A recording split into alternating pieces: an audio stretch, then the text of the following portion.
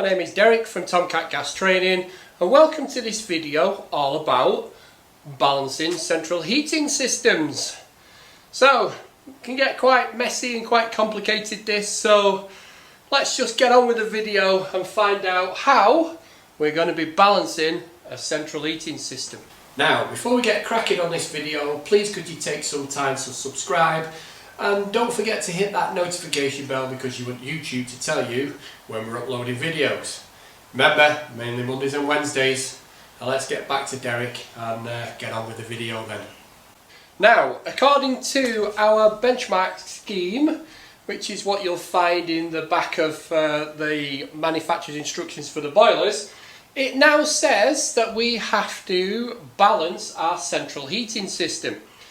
So what is balancing? Well, basically what balancing is trying to get our radiators or our heat emitters to heat up evenly and round about the same time.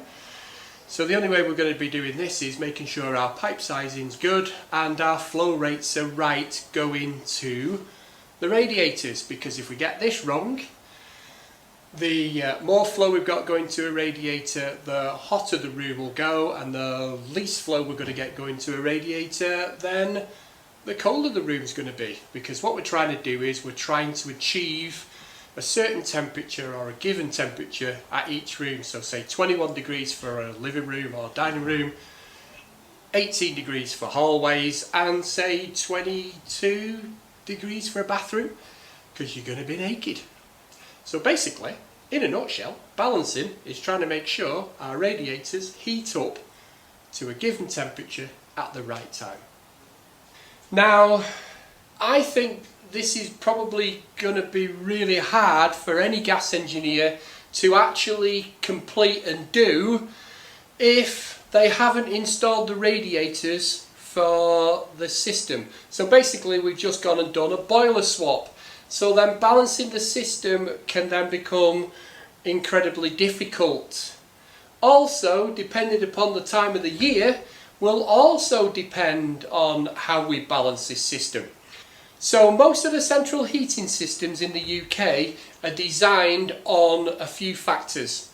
The main factors being a living room temperature being between 20 and 21 degrees, and an outside temperature, depending on where you live in the UK, of being -1 degree in the south and -3 degrees up in Scotland. So that's basically how central heating systems are designed from their heat loss calculations. But we only have these temperatures of less than 1% a year. So when we come to balance a system, we're going to struggle most of the time to be able to give the boiler its best efficiency. So the way the boilers try and compensate for this, we'd now, because of Boiler Plus, have to put controls in there which either know what the temperature is in the room or what the temperature is outside, and they can modulate the boiler down to help us with this. Also, pumps are modulating, so the pumps in the boilers can also slow down. And we've also got thermostatic radiator valves, so there's loads of things out there which are trying to help us. Now, traditionally what gas engineers and plumbers have done with balancing systems is guess. It seems to be a recurring theme in our industry. We're just basically, oh, it'll do. And there are a couple of ways of balancing heating systems. There's the longhand mathematical way, which nobody's ever going to do, because it just takes too long to work out. But if you also don't know if the radiator output is correct for that room and for that boiler you're installing, you're on a losing battle. So basically what we're going to do in this video is try and give an average of how we should be balancing these systems, so it gives us a fighting chance throughout the year. So I'm not going to go into all the technicalities for it, because one, it'll be an incredibly boring video, and two, very high majority of gas engineers just don't do it because it takes too long. So what we're going to try and do now is I'm going to try and explain it, and I'm going to try and help us to create this balancing of the system no matter what type of the year we're actually installed the boiler. hopefully. Anyway, let's get on with it. Now, what we've got here is a basic central heating system. So we've got a condensing combi boiler, we've got 3 radiators upstairs, and we've got 3 radiators downstairs. So you can see this red line is representing the flow, and this blue line is representing the return. So you can see the pump is on the return of the boiler. This would be an ERP pump. It will then pump it around the heat exchanger, which will gain the heat, and then it will flow it around the heating circuit. We're not worried about hot water on this, we're just worried about the central heating. So every boiler now needs a filter installed on the return to protect the boiler. Each radiator has a thermostatic radiator valve, and like I said, because of Boiler Plus, we now need thermostats in the rooms. So depending on the size of the house as well will depend on whether upstairs and downstairs will need to be split into 2 separate zones with different thermostats for downstairs and upstairs. Now in this situation we'll miss all that because we're just talking about the balancing side of it. First thing is flow temperature out of the boiler. What do we need it to be? Now the lower you can get this flow temperature, the more efficient your central heating system is going to be. So if you had a flow temperature here of 50 degrees, so we've got it coming out at 50 degrees centigrade, 50 degrees C, then across the boiler we should have a delta T of 20. Okay, so that means our return temperature would be 30 degrees C. Now that is an incredibly low temperature. This is underfloor heating territory. Okay, but these are radiators. So that means the radiators will have to be quite huge for the room to be able to give you the temperature of 20 to 21 degrees centigrade during our coldest months. But it's only given us a flow temperature of 50. So it's pretty damn unlikely if you're doing a retrofit on a boiler you're ever going to be able to do that. Now then, if we had a flow temperature of 60 degrees and the return temperature then would be 40 degrees C. So is that achievable? Well, it's more achievable than you would do if you had a flow temperature of 50 and a return temperature of 30. Now we must keep this return temperature as much as we can below 50 degrees, because if we don't then the boiler will not condensate. Condensate in the boiler will be round about 50 degrees, which is about the dew point of the water. So we're looking at 50 degrees of roundabout in the heat exchanger. So the lower we can get the return temperature, the more efficient this boiler is going to be, and it's going to condensate all the time instead of just in startup. Okay, but again, is 60 degrees 40 return achievable? Not on old systems. Okay, we've got more like a flow temperature of 70 degrees centigrade and a return temperature of 50 degrees C. So that is more achievable on an old system where you've got a flow of 70 and a return of 50, and your radiators can be sized in that way. Now if you rack up to a central heating job to change the boiler, the customer's not going to be expecting to change the radiators, but these radiators could have been put in the 1980s where we had a flow temperature of 80 degrees. So the radiators could be completely the wrong size. Now, where does this 20 degree difference, this delta T, come from? Well, basically your delta T should be around 30% of your flow temperature as a rule of thumb. So if you did have a flow temperature of 70 degrees, 30% of 70 is 21. So we should have a 21 degree difference. But we kind of round it all up to 20 degrees. So if we look at these temperatures here, we've got 80 degrees times 0.3, so that's 30%, that would be 24 degree difference. 70, like I say, is 21, 60 is 18, and 50 is 15. So depending on your flow temperature should be dependent upon your delta T.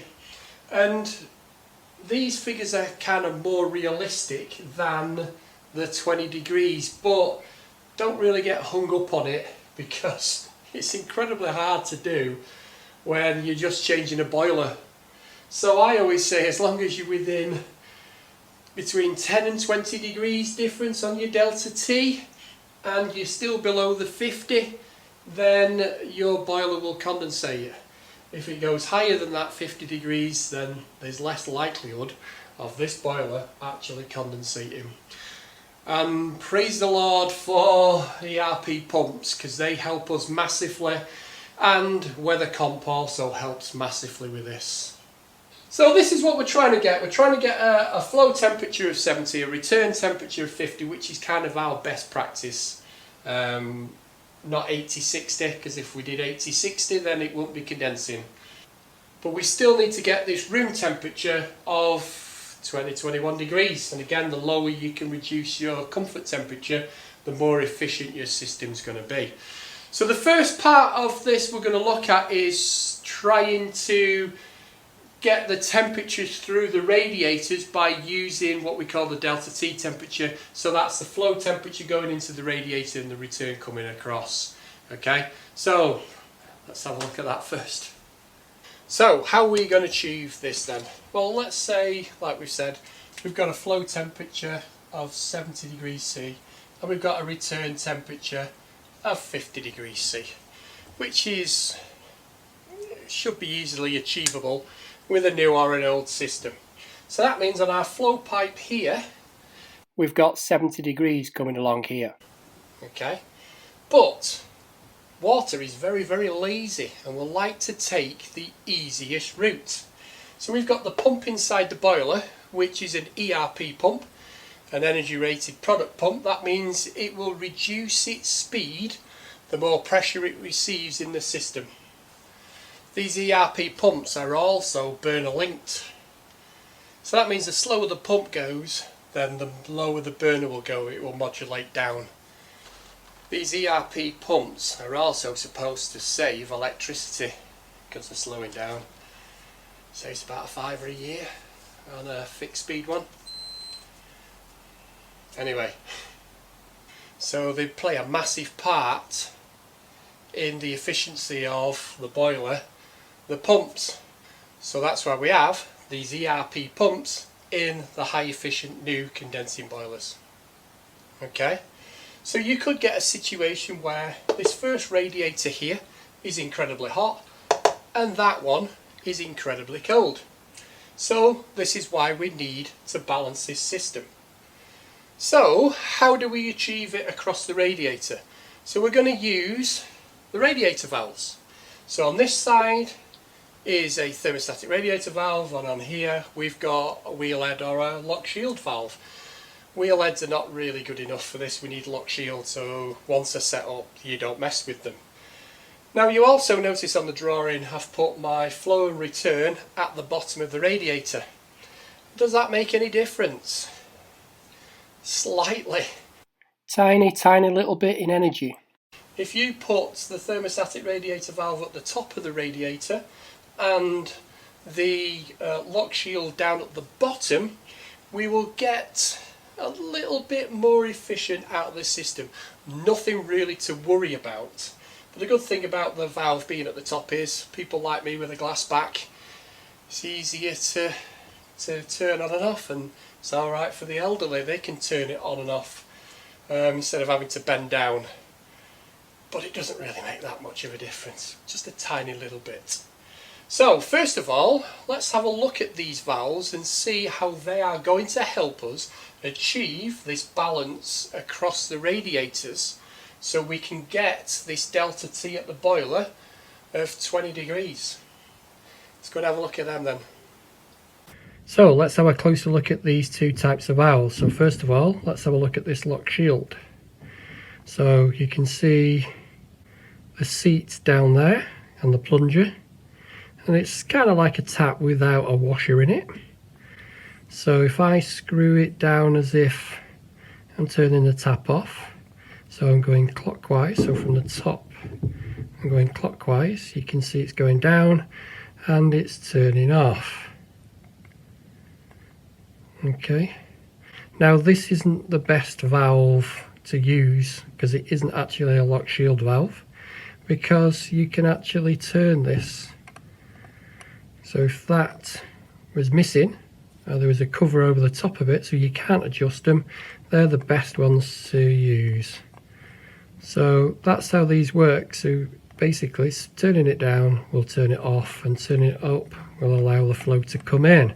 So this is where the water would come in and then would go out through to the radiator. Now here on the thermostatic radiator valve, so you can see it's numbered 1, 2, 3, 4, 5, and there's a little indicator to tell you where you've turned it.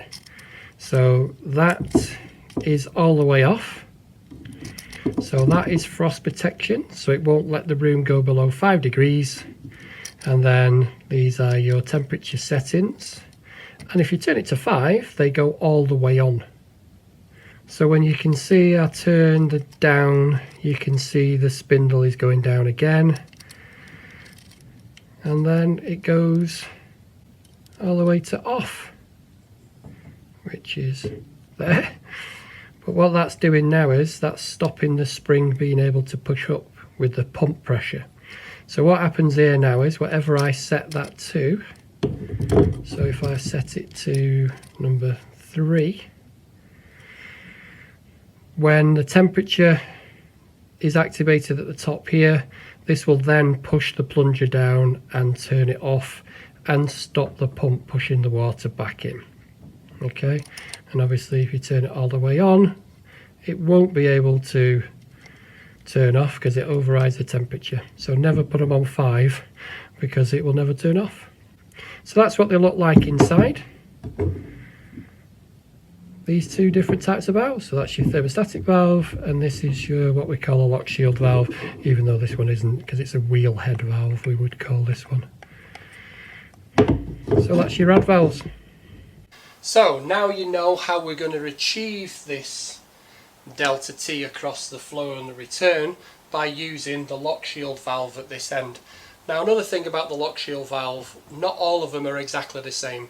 They allow different flow rates through depending on how big the gap is between the seats. So they're not all the same. One thing I do need to make really clear here is balancing the radiators doesn't make your boiler condense more. It's the speed of the pump inside the boiler what makes this delta T of 20 across here. So it's not balancing the radiators that makes the boiler condense. It's the speed of the pump that does that. Now the first thing we need to do to get on to do this is we need to turn the heating system on with the lock shield fully open and the thermostatic radiator valve set on 5. Remember, the thermostats won't kick in then if you've got them set at 5. Make sure your room thermostat is set to maximum and your boiler start is up to maximum as well. And then you can go around and mark all the radiators and find out which ones heat up first. So whether it's upstairs, whether it's downstairs, whether it's this one. But as you can see from this drawing, these would heat up first, or technically, if you've done it correctly, that these would heat up the same time. Okay, so that's how you're going to adjust it. So if that was number 1, that was number 2, that was number 3, that was number 4, that was number 5, that was number 6, that's how we would then go and balance the system. Then we go and set our flow temperatures to what we want, the 70 degrees. Okay, so you go to your boiler, set your boiler flow to your 70 degrees. Remember, all your valves are open, and you'll have to let it all go cold again. Okay, then what we do is we get some kind of thermostat on the flow and the return, and we're going to test what we've got coming in to what we've going out, and we want a difference, a delta T on the radiators between 10 and 12 degrees centigrade. And that's what we're going to try and achieve all year round. Hopefully the radiators are going to allow us to do this, because obviously if you do this and the radiators don't get the room hot enough, then you've got to increase your flow temperature. So you could actually try this with a 60 degree flow temperature and a 40 return and see if your radiators cope with giving enough heat out in the room, if they're big enough. Because of the lower temperatures, you're going to need bigger radiators. This is where the problems occur. Whether if we do this, if we install the boiler in January, then it shouldn't be a problem. But if we install it in August, that's where your problem is going to be, balancing the system when you've already got an outside temperature of over 20 degrees, hopefully, in August. So this is where it becomes difficult. So, we're doing it in January. We've got an outside temperature of 1 or minus 1 degree or 0, and we can help us then set up. So we need this between 10 and 12 degrees from the flow to the return. So let's have a look and see how we're going to achieve that. Now, the way we're going to find these temperatures out, if you're a gas engineer, you should be having one of these. And you can use your K probes, your thermostat probes, on your flow and return. So this is our flow, this is our return. Most gas engineers have got one of these as well, so they can use a laser to take the temperatures as well. And I've just checked this to see whether it comes in line with this. So at the moment our heating's gone off because the room temperature is 21 degrees. And we've got a flow and return temperature of 25 degrees because the whole system's not actually running. The only thing running on the system at the moment is the pump. So I've just checked this, and this, we're using this, it's also come out at 25 degrees. So a gas engineer would be setting it up using one of these. Now if you're a DIYer, you could go out and buy one of these, pretty cheap. Or you can use any kind of thermometer what straps onto the pipe. It's better if you've got two, because it makes it easier to set up and adjust. Okay, so let's get this heating system back up and running, and let's see if we can balance this radiator, and let's see if we can get between this 10 and 12 degrees with the boiler running at different temperatures. So let's get on with that then. Now, first thing I'm going to do is I'm going to remove the cap off the lock shield valve on this return side. So it's just a matter of undoing the screw at the top.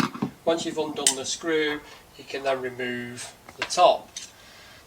And then I'm going to use the spanner to open the valve up all the way.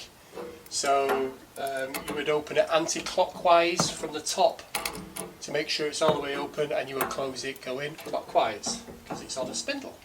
So that's how you open and close the valve, as you saw before. So let's get that done. So now we've opened this valve fully, we've got this thermostatic radiator valve on this side set to fully on 5, and now I'm going to put the boiler on maximum. So 80 degrees on this boiler is maximum, and I'm going to see if I can get this between 10 and 12 degrees across the flow and return. So I'll just go and get the boiler on.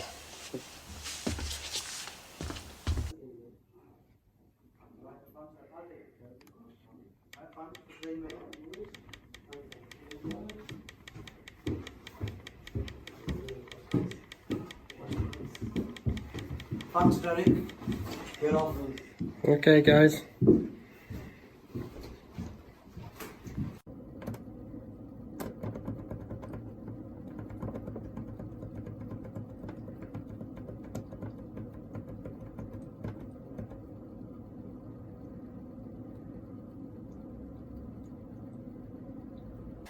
Now, this has been running for ages. This is with a flow temperature of 80 degrees, okay?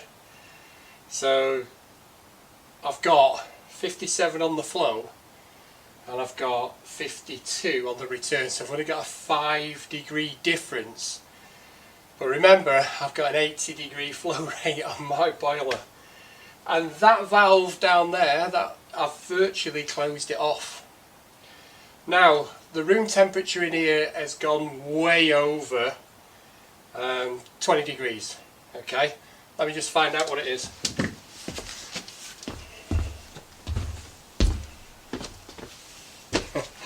According to the thermostat around there, it's 24 degrees. And yeah, it's warm in here. So the outside temperature now is important. So I've set the boiler up for an 80-degree flow temperature. My outside temperature, according to my smartwatch in Ashton, where we are, is 7 degrees for outside. So I ain't going to be achieving my 10-degree difference. I've also just done the temperatures at the boiler, and I had a flow temperature of 75 and a return temperature of 65. So that's gone out the condensating range as well. So basically, leaving the boiler on 80 degrees and leaving the boiler and leaving the thermostats all open, the room temperature is going to go way over, and I ain't ever going to be achieving this delta T across here, or the delta T across the boiler. So what I'm going to do in the next video is I'm going to try and set the other side of the system up in the centre here, and see if we can actually achieve what we want with what flow temperature from the boiler. Now probably if I turn the flow temperature down to 50 degrees on that boiler, I will probably achieve all my delta T's. So that's how important it is setting up your temperatures. So if you've liked this video, why don't you give me that thumbs up, or leave a constructive comment down below. If you're not subscribed to our channel, then please subscribe, because it helps, and I'm nearly up to 6,000 subscribers, so thanks for that. And don't forget to hit that notification bell, because we release videos mainly Mondays and Wednesdays. All I've got left to say is thanks for listening, thanks for watching, and tune in on Wednesday to see if I can actually balance a system to what the benchmark scheme wants. So catch you on that one. Cheers guys.